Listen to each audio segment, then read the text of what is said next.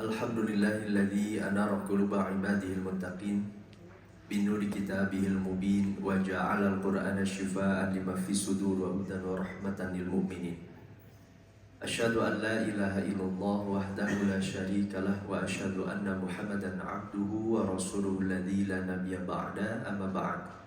Rabbi shrah li sadri wa yassir li amri wahlul 'uqdatam min lisani yafqahu qawli. Hadirin ikhwafillah rahimani wa rahimakumullah, Bapak Ibu semua yang dimuliakan oleh Allah. Bersyukur kepada Allah di pagi hari ini Allah masih memberikan taufik kepada kita. Barusan kita sholat berjamaah hadirin. Semoga sholat berjamaah ini jadi wasilah Allah melindungi kita dan keluarga kita. Dan semoga di pagi hari ini Allah hadirkan ilmu yang bermanfaat dan amal-amal soleh yang diterima oleh Allah Subhanahu wa Ta'ala. Di subuh kali ini hadirin, ini pembahasan di pertemuan yang lalu saya sampaikan tentang daya cipta Allah terhadap makhluknya yang bernama malaikat, dan betapa banyaknya, besarnya malaikat-malaikat yang diciptakan oleh Allah. Nah, ada dua bahasan lagi ini saya sayang sekali jika saya tidak sampaikan. Pertama, bagaimana ibadahnya malaikat yang dijelaskan di dalam Al-Quran dan As-Sunnah. Nah, apa saja bentuk ibadahnya yang bisa kita temukan di dalam Al-Quran dan As-Sunnah. Yang kedua, kemudian tentu keimanan kepada malaikat itu bukan sebatas hadirin mengetahui daya ciptanya, apalagi hanya sebatas nama-namanya. Keimanan kepada malaikat itu termasuk apa saja interaksi malaikat dengan kita yang dijelaskan di dalam Al-Quran dan As-Sunnah. Nah, ini yang akan kita bahas pada subuh kali ini, Bapak Ibu semua. Seperti apa ibadahnya malaikat dan apa saja interaksinya malaikat dengan kita semua. Hadirin ikhwati rahimakumullah, di dalam surat At-Tahrim ayat ke-6 dan di surat Al-Anbiya ayat ke-27, Allah sampaikan bahwa para malaikat itu bertugasnya hanya untuk beribadah saja. Tidak ada setiap menit pun bahkan detik pun kecuali malaikat itu beribadah kepada Allah dan tidak pernah bosan, jemu sekali.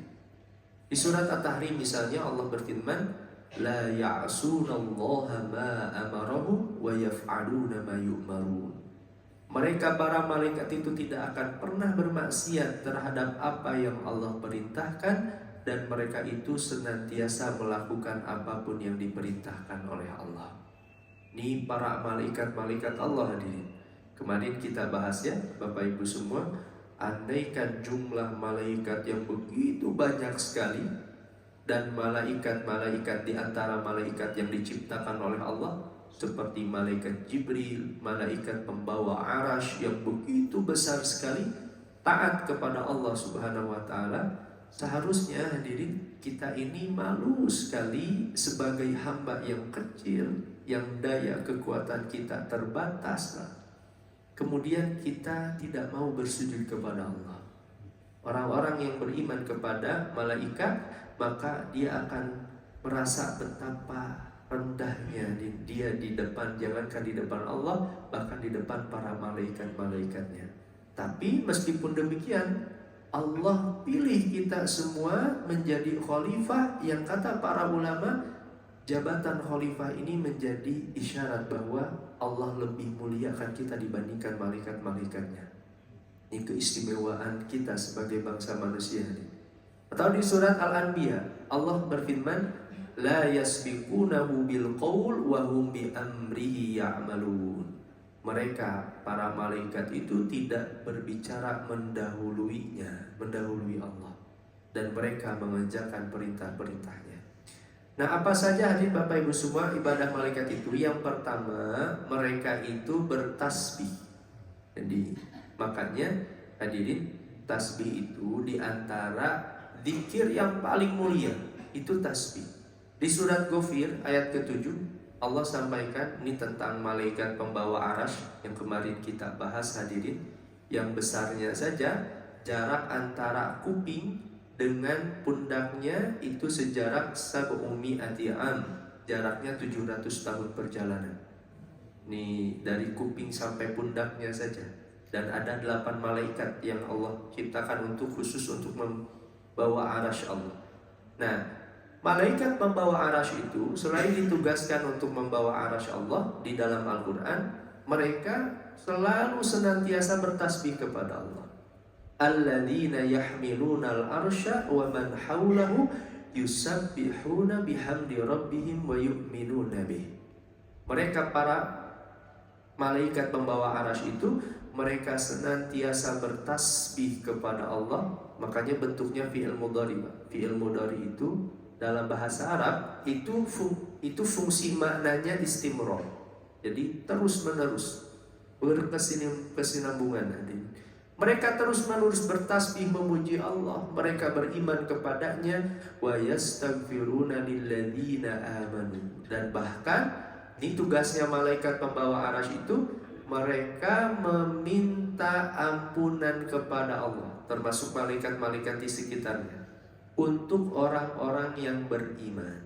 Nah, ini jadi dalil nanti, kata para ulama hadirin, bahwa syafaat itu bukan hanya datang dari Nabi, bukan hanya datang dari para syuhada, sebagaimana dalam hadis-hadis sahih. Begitu pula syafaat itu bisa datang dari malaikat. Jadi nanti ada di akhirat itu syafaat izin yang Allah berikan itu kepada para malaikat. Nah, ini diantaranya. Mereka akan berdoa seperti ini. Rabbana wasi'ta kulla syai'in rahmah. Ya Allah, Engkau yang luas rahmatnya meliputi segala sesuatu. Wa ilma, dan pengetahuannya. Faghfir lilladzina tabu wattaba'u sabila. Ya Allah, ampuni dosa-dosa siapa saja yang bertobat kepada dirimu, kata para malaikat ini, dan orang-orang yang mengikuti jalanmu. Waqihim adzabal jahim, dan jauhkanlah mereka dari siksa api neraka jahim. Nah, ini doanya para malaikat tadi, bertasbih kepada Allah dan mendoakan. Makanya di dalam hadis riwayat Muslim, Bapak Ibu semua, Nabi kan pernah ditanya, ayu dzikri afdal? Ya Rasulullah, zikir apa yang paling afdal, yang paling mulia?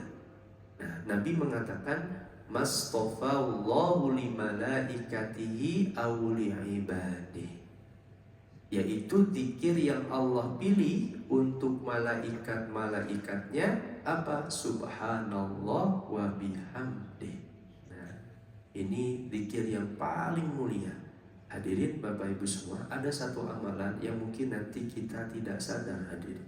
Karena amalan yang sederhana itu, timbangan amal soleh kita berat sekali nanti di hari kiamat hadirin.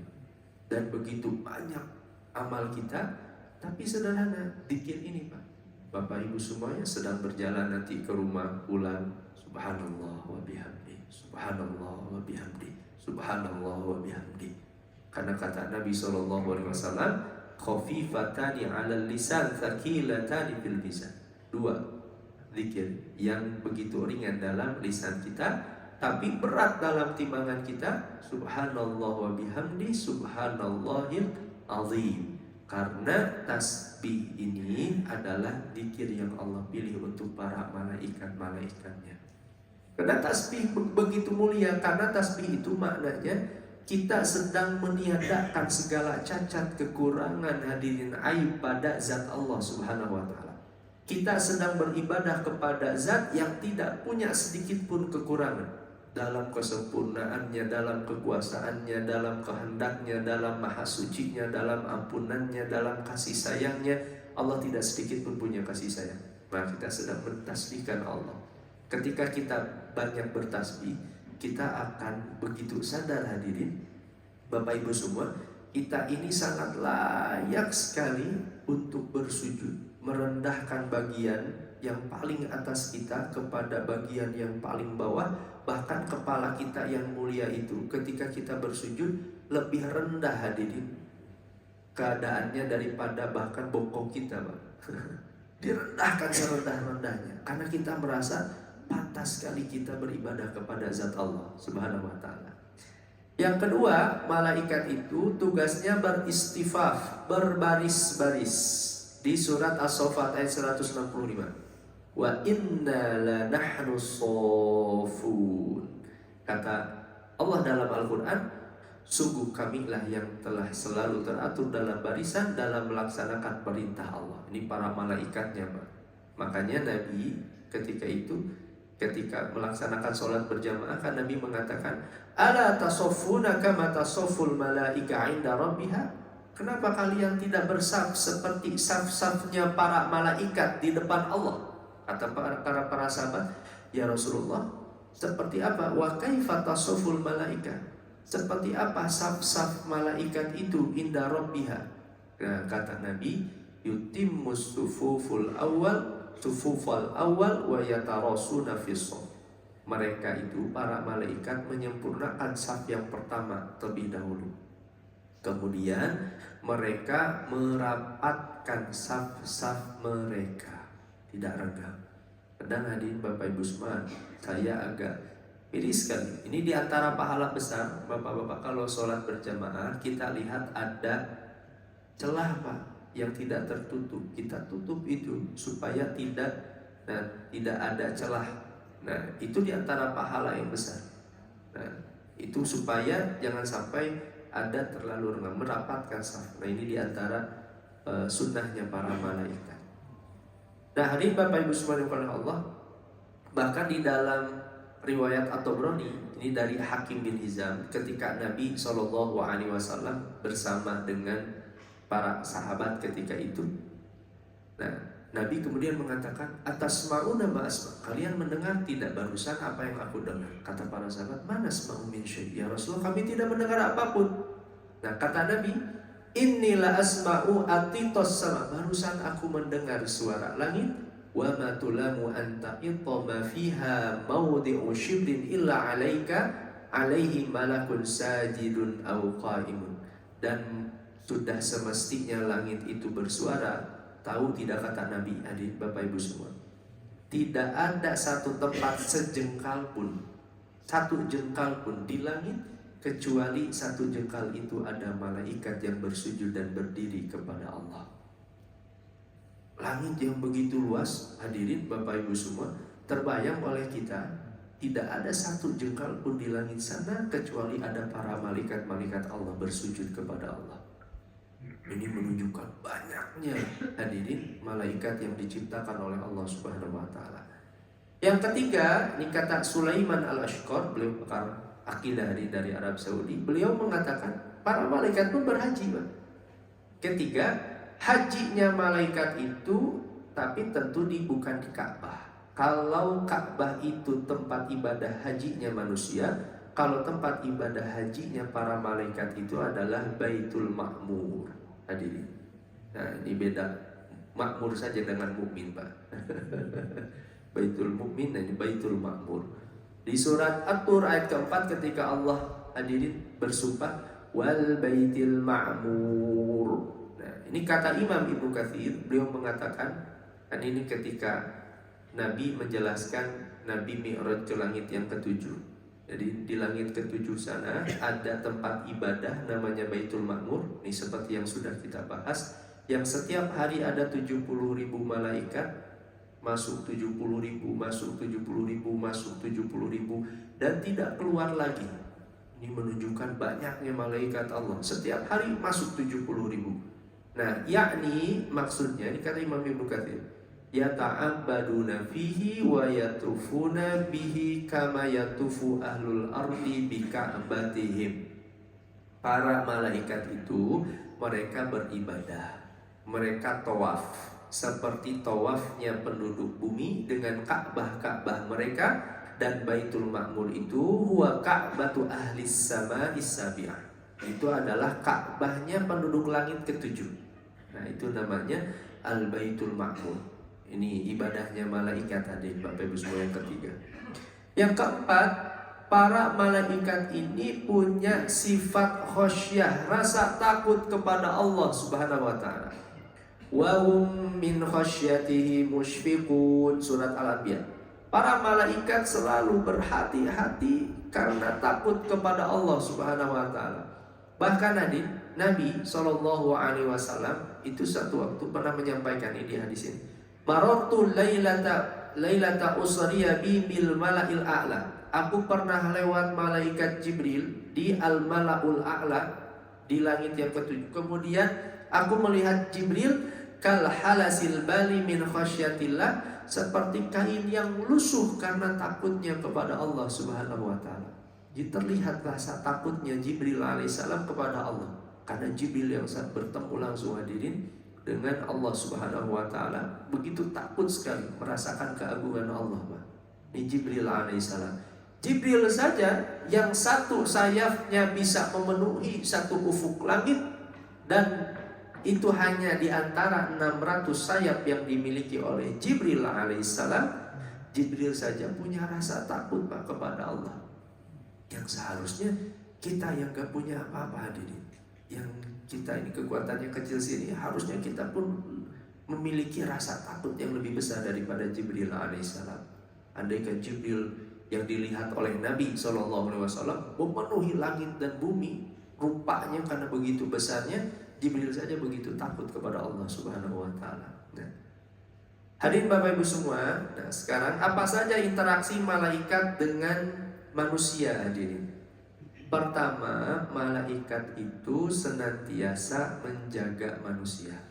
Hadirin Bapak Ibu semua, selain ada malaikat yang mengiringi kita, mencatat amal solih dan amal buruk kita, ya, yang kata para ulama itu disebut dengan raqib dan atid di surat Qaf ayat 17-18. Id yatalaqal mutalaqiyani 'anil yamini wa 'anil shimali qa'id ma yalfidhu min qawlin illa ladayhi raqibun atid. Nah, selain daripada raqib dan atid, ada malaikat-malaikat yang ditugaskan untuk menjaga kita, Pak. Kadang kita hadirin ada melihat, Pak, orang yang dia seharusnya urus celaka, dia seharusnya harus jatuh, dia seharusnya harus tertimpa benda yang besar misalnya, tapi kemudian sepersekian detik Allah hadirin hadirkan takdirnya, dia kemudian selamat dengan itu, Pak. Nah, ada malaikat-malaikat Allah yang Allah tugaskan untuk menyelamatkan manusia itu. Di surat Ar-Ra'd ayat 10-11 Allah sampaikan, sawa'un minkum man asarral qawla wa man jahara bihi wa man huwa mustakhfin bil laili wa saribun bin nahar lahu mu'aqibat. Ada mu'aqibat. Nah, ini para ulama mengatakan apa yang dibutuhkan mu'aqibat itu? Malaikat-malaikat yang senantiasa mengiringi kita di kanan kita, di kiri kita, di depan kita, bergiliran untuk menjaga manusia yang ditugaskan oleh Allah. Nah, ini kata para ulama ini. Ini kata Imam Ibnu Abbas, apa al-muaqibat itu? Al-muaqibat humul malaikah ja'alahumullahu liyahfadzul insan min amamihi wa min waraihi. Kata Abdullah bin Abbas, muaqibat itu adalah para malaikat yang Allah jadikan khusus untuk para manusia, agar mereka menjaga manusia itu di depan dan di belakang mereka. Nah, fa idza jaa qadarullahu alladhi qaddara an yasila ilaihi khalau anhu. Tapi kalau ada takdir Allah yang menimpa seorang hamba, Pak, dia harus tabrakan, Pak, ketika berjalan. Maka para malaikat gak bisa apa-apa karena ketetapan Allah itu. Tapi hadirin Bapak Ibu, satu waktu kita berpergian jangan takut, Pak. Ada para malaikat yang ditugaskan untuk menjaga kita. Nah, ini Allah hadirkan itu para malaikat untuk kita. Atau ini kata perkataannya Ali bin Abi Thalib. Beliau mengatakan, inna ma'a kulli rajulin malakaini yahfadhanihi mimma lam yuqaddir. Ketika Ali mengatakan ini, hadirin, satu waktu ada sahabat yang mengatakan kepada Ali, kan ketika Ali jadi khalifah ini huru-hara terjadi, hadirin. Ada yang para sahabat itu yang mengatakan, Ali, ada orang-orang yang hendak membunuhmu. Dan kemudian kata Ali, sungguh tidaklah setiap orang kecuali ada dua malaikat yang senantiasa menjaganya. Andaikan takdir Allah belum datang, maka tidak ada satu manusia pun yang tidak akan bisa mencelakakan seseorang, karena dua malaikat itu yang menjaganya. Nah, ini kata Ali bin Abi Thalib hadirin. Kemudian hadirin Bapak Ibu semua, nah ini interaksi yang pertama dari para malaikat. Para malaikat itu ada yang ditugaskan untuk mencintai hamba-hamba Allah. Nah, ini hadis riwayat Muslim, ini keistimewaan seorang hamba yang dicintai oleh Allah. Siapa hamba-hamba yang dicintai oleh Allah itu? Tentu hamba-hamba yang melaksanakan perintah Allah, meninggalkan larangan-larangannya, dan terusus di hadis riwayat Bukhari dan Muslim itu orang-orang yang melaksanakan amalan sunnah. Itu orang-orang yang dicintai oleh Allah. Nah, keistimewaannya hadirin, idza ahabballahu 'abdan nada Jibril. Sungguh kata Nabi, kalau Allah mencintai seorang hamba, Allah akan panggil Jibril. Kemudian Allah berfirman kepada Jibril, innallaha yuhibbu fulan fa'ahbibhu. Wahai Jibril, sungguh Allah ini cinta kepada si fulan, cintailah oleh dirimu si fulan itu yang aku cintai, kata Allah. Maka Jibril pun hadirin mencintai si fulan yang dicintai oleh Allah. Ini bukan hanya para nabi, para rasul. Bisa jadi karena ketaatan kita, karena ibadah kita, Allah itu cinta kepada kita. Dan bahkan Jibril disuruh oleh Allah untuk mencintai kita karena cintanya Allah kepada seorang hamba. Ini bayangkan, Jibril saja tahu nama kita ketika kita taat kepada Allah. Fayunadi Jibril, bahkan Jibril pun memanggil seluruh penghuni langit, para malaikat di langit. Innallaha yuhibbu fulan fa'ahibbuh. Kata malaikat Jibril, hei penghuni langit, Allah cinta si fulan, cintailah oleh kalian si fulan itu. Fayuhibbuhu ahlus zaman. Sampai akhirnya hadirin, penduduk langit pun mencintai si fulan. Tsumma yudha'u lahul qabulu fil ard. Sampai akhirnya dia menjadi orang yang diterima di bumi. Maksudnya, jangankan Jibril, jangankan para malaikat Allah, bahkan ketika di dunia pun dia akan dicintai oleh hamba-hamba Allah. Tenang saja. Berapa orang hadirin karena dekatnya kepada Allah, jangankan oleh para malaikatnya, oleh manusia pun begitu dicintai, dimuliakan ketika di dunia, karena kedekatannya, karena kesolihannya hadirin. Kemudian yang kedua, nih, para malaikat ini menguatkan amal-amal manusia. Nabi pernah berdoa seperti ini, Allahumma ayyidhu bi ruhil qudus. Ya Allah, kuatkanlah diriku dengan bi ruhil qudus, dengan ruh al-qudus. Ruh al-qudus ini maksudnya adalah Jibril alaihissalam. Ini menunjukkan bahwa para malaikat ini bisa menguatkan amal kita. Bapak Ibu semua, satu waktu kadang kita semangat untuk hadir membaca Al-Quran, kemudian satu waktu kita semangat untuk sholat malam, bersolat berjamaah, apapun itu, bisa jadi itu karena dikuatkan oleh para malaikat-malaikat Allah. Malaikat Allah yang menguatkan supaya kita taat kepada Allah. Nah, ini ada satu hadis. Hadis ini menarik sekali. Hadis riwayat Bukhari, hadis sahih. Tapi saya sarankan bapak-bapak khusus ini kayaknya gak bisa mengamalkan hadis ini. Hadis tentang Nabi Sulaiman. Satu waktu Nabi Sulaiman seperti ini berazam. La atufannal lailah bimi'ati mara'atin talidu kullu mara'atin yuqatilu fi sabilillah. Malam ini, kata Nabi Sulaiman alaihissalam, aku akan mengelilingi 100 istriku yang nanti setiap istri itu akan melahirkan seorang yang berperang di jalan Allah Subhanahu wa taala. 100 banget. Di zaman Nabi Sulaiman, hadirin, bisa jadi syariatnya berbeda dengan syariatnya Nabi Muhammad SAW. Makanya sebenarnya kalau di dalam Islam banyak tuduhan hadirin, Bapak Ibu semua. Islam itu misalnya tidak melindungi hak-hak wanita, mengajarkan poligami. Hadirin Bapak Ibu semua, kalau kita pelajari tentang sejarah peradaban manusia, bahkan sebelum datangnya Nabi Muhammad SAW, lihat di Romawi, lihat di Persia, itu para raja itu tidak heran, seorang raja itu memiliki 200 istri, Pak. Itu di zaman Persia, Romawi, Pak. Datang Nabi Muhammad SAW, bahkan sebelum datang Nabi Muhammad, para sahabat itu ada yang menikah lebih dari 10 istri, ada yang punya 20 istri, Pak. Para sahabat ketika itu datang Islam, bahkan akhirnya kemudian datang syariat itu membatasi, diceraikan kemudian para sahabat itu sebagiannya, disisakan 4, dibatasi oleh ketika datang Nabi Muhammad SAW 4. Jadi 4 itu sebenarnya hakikatnya bukan bertambah, tapi berkurang. Caranya 4 itu berkurang, tapi tentu dengan syarat dan ketentuan berlaku. Nah, ini saya kemarin bagus ceramahnya Gus Bah. Kenapa Nabi SAW itu bahkan diperintahkan oleh Allah untuk menikahi istri lebih dari 1, Pak? Yang pertama tentu karena Nabi itu menikah kedua kalinya ketika istri yang pertama sudah meninggal. Itu yang pertama, jadi catatannya Pak. Nabi kan menikah kedua kalinya setelah Khadijah meninggal Pak. Nah makanya kalau mau jadi contoh sunnah harusnya kita nunggu dulu Pak, di bapak-bapak. Ditunggu dulu sampai istri yang pertama meninggal. Yang kedua, Nabi itu hadirin diperintahkan menikah itu pertama untuk mengajarkan ada beberapa syariat yang ketentuan-ketentuan. Yang ketiga, Nabi itu orang soleh.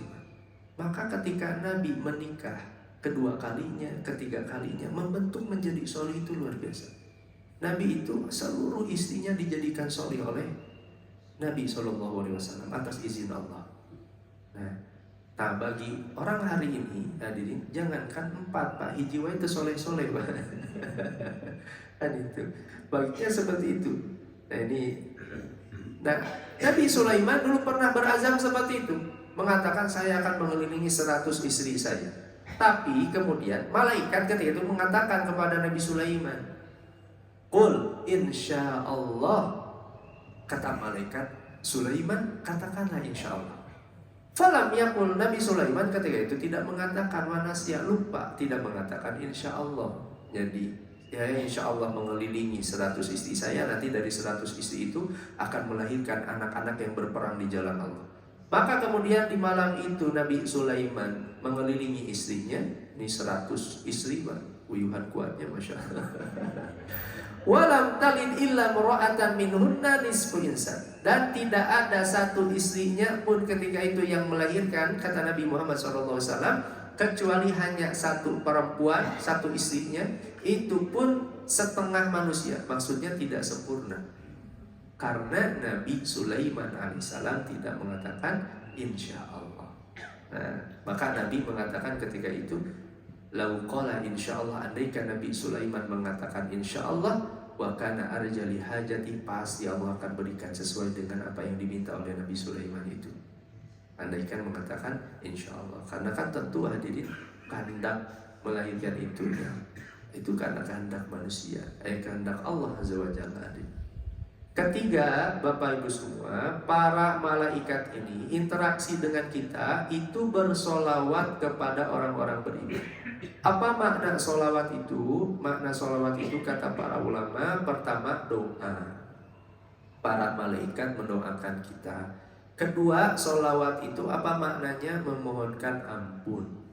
Ini tugas malaikat Pak. Hadirin, Bapak Ibu semua, lihat bayangkan Allah Pak menciptakan kita yang penuh khilaf dan dosa ini, bahkan Allah menciptakan para malaikatnya ditugaskan untuk mendoakan kita Pak, untuk memintakan ampunan untuk kita.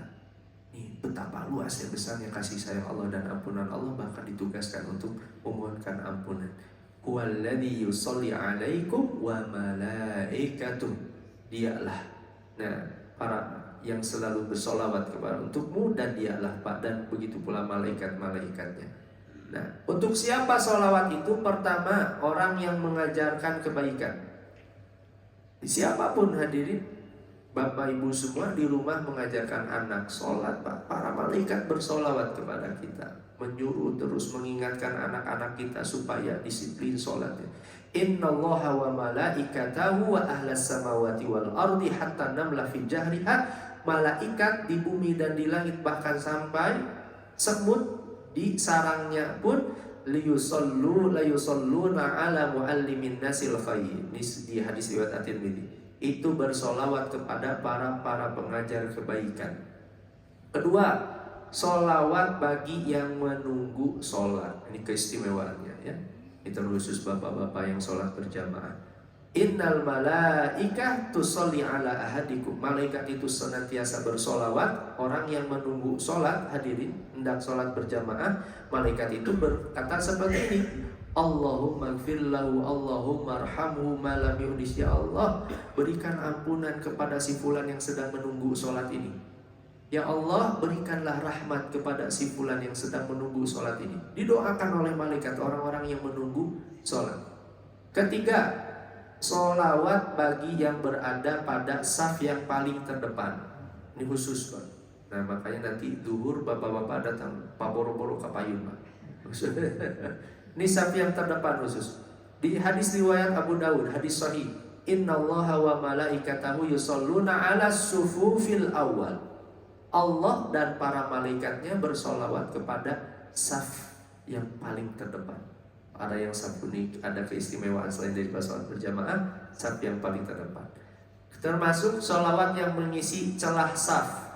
Wa man sadda furjatan rafa'ahu Allahu biha darajatan.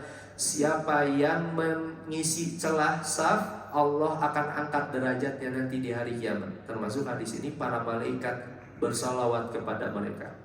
Solawat bagi orang yang sahur, saya ringkas saja. Kemudian solawat yang bersolawat kepada Nabi Sallallahu Alaihi Wasallam. Nah, ini diantara zikir yang baik dirutinkan bersolawat kepada Nabi. Hadis sahih hadirin, sahih al-Jami, ma min 'abdin yusolli alayya illa salat alaihil malaikah. Tidaklah seorang hamba bersolawat kepada diriku kecuali para malaikatnya pun bersolawat kepada dirinya. Madama yusolli alayya, selama dia bersolawat kepada diriku. Hadirin, ini solawat kepada Nabi cukup sallallahu ala misalnya Muhammad, Allahumma sholli wa sallim ala Rasulillah. Redaksinya silakan hadir, tidak dibatasi untuk bersolawat kepada Nabi Muhammad. Solawat bagi orang yang menjenguk orang yang sakit. Ma min rajulin ya'udu maridun mumsiyan, tidaklah seorang hamba menjenguk saudaranya di waktu sore kecuali ada 70.000 malaikat yang keluar meminta ampunan kepada dirinya sampai pagi. Nah, ada doa-doa para malaikat kepada orang-orang yang menjenguk sakit. Makanya Bapak Ibu semua, satu waktu kalau kita menjenguk, Pak, jangan hanya mendoakan orang yang sakit. Ini banyak orang yang lupa. Tapi doakan kita juga. Karena ketika itu ada malaikat yang hadir, Pak. Minta kepada Allah apapun yang kita inginkan. Karena ada para malaikat yang ditugaskan oleh Allah untuk hamba-hambanya yang menjenguk saudaranya. Lihat Islam mengatur syariat, mendorong seorang hamba bukan hanya hubungannya dengan Allah, Pak, tapi hubungan kita dengan Allah ini baik pula dengan hubungan kita kepada sahabat, kepada tetangga kita, saudara kita. Di satu waktu mereka sakit, Allah mendorong kita untuk menjenguk mereka karena ada keistimewaan, keutamaan yang luar biasa. Nah, ada malaikat-malaikat Allah. Kemudian, ini saya ringkas saja Bapak Ibu semua, para malaikat mengaminkan doa yang beriman, memintakan ampunan kepada Allah. Ini dalil-dalilnya saya sertakan dengan ayat Qur'annya. Keenam, para malaikat ini mengelilingi majelis ilmu. Bapak Ibu semua yang rutin hadir ini ke majelis ta'lim di Baitul Mu'min, Pak, setiap subuh ini Allah hadirkan para malaikat-malaikatnya. Ini interaksi para malaikat dengan kita. Para malaikatnya mengelilingi kita, Allah hadirkan rahmat, ketenangan, hadirin. Ketujuh, mendaftar orang yang hadir Jumat. Sebelum imam naik mimbar, malaikat itu mengabsen siapa saja yang hadir di masjid itu. Namun ketika imam naik mimbar, maka malaikat pun duduk ikut mendengarkan para malaikat itu. Kedelapan, menyaksikan sholat jamaah subuh dan asar barusan hadirin. Kita disaksikan dua malaikat, malaikat malam yang pulang bertugas dan malaikat siang yang kemudian datang bertugas. Dua malaikat langsung. Makanya dalam Al-Quran, inna Quran al-fajri kana masyhuda, bacaan di waktu fajar itu disaksikan. Kata para ulama tafsir, itu disaksikan oleh para malaikat. Kesembilan, memberi kabar gembira kepada orang yang beriman. Ini diantara hadirin Bapak Ibu semua, 9 interaksi yang dijelaskan di dalam Al-Quran dan Sunnah, bagaimana interaksi para malaikat-malaikat Allah. Hadirin Bapak Ibu semua yang oleh Allah. Nah, itulah mungkin bahasan pada subuh kali ini. Hadirin, seperti apa ibadahnya malaikat dan interaksinya para malaikat dengan kita. Lihat tadi, tugas-tugas malaikat semua hadirin, mulai bersolawat kepada kita, mendoakan kita, menjaga kita, Pak, datang ketika kita menjenguk saudara kita. Itu di antara bukti hadirin betapa Allah memuliakan kita bangsa manusia. Makanya malu sekali, ya sering kali hadirin, saya merenung ketika membahas malaikat itu, malu sekali andaikan kita ini tidak mau hadir beribadah kepada Allah, menyentuh larangan Allah, bermaksiat kepada Allah. Malu sekali ketika Allah memuliakan kita seperti itu. Para malaikatnya yang agung saja yang senantiasa beribadah kepada Allah justru memuliakan kita. Hadirin, Wallahu a'lam bishawab. Hanya itu mungkin pada subuh kali ini yang bisa saya bahas tadi. Ini sebelum ditutup, saya mohon izin Bapak Ibu semua, sepertinya nanti bulan Januari, saya lihat tadi di minggu ke pertama ya dan ketiga di setiap Jumat, tanggal 4 Januari itu, ini mohon doa insyaallah saya daurah akidah Pak, daurah kitab akidah Tohawiyah dengan Syekh Gunem di Mekah selama 15 hari. Ini mohon doanya semoga Allah lancarkan, Allah hadirkan ilmu yang bermanfaat, hadirin ini pulang bisa bawa oleh-oleh ilmu insyaallah. Nah ini selama 15 hari, jadi kemungkinan mohon izin di bulan Januari, nanti saya lihat jadwalnya memungkinkan tidak nanti di Jumat yang keduanya ya biasanya. Kalau tidak memungkinkan berarti insya Allah mungkin bertemu lagi nanti di bulan Februari insya Allah. Nah ini mohon doa Bapak Ibu semua, semoga Allah mudahkan ya. Baik hadirin Bapak Ibu semua, semoga bermanfaat apa yang kita bahas pada subuh kali ini. Kita cukupkan untuk kajian pada subuh kali ini. Subhanakallahumma bihamdik, asyhadu an la ilaha illa anta, astaghfiruka wa atubu ilaik. Aqulu qouli hadza wa astaghfirullah li wa lakum. Assalamualaikum warahmatullahi wabarakatuh.